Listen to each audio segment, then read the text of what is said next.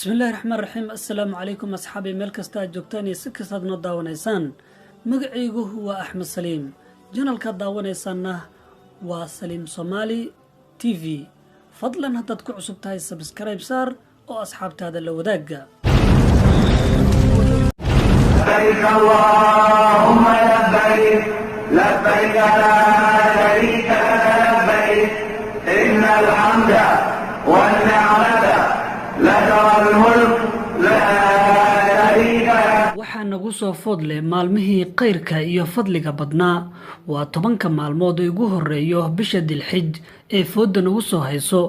sababaha ay fadliga u leeyihiin maalmahan waa inay ku kulmeen cibaadaad badan sida salaad, soon, sadaqo iyo xaj. waa bil aysan ku kulmin intaas oo cibaadaad ah iyada mooyee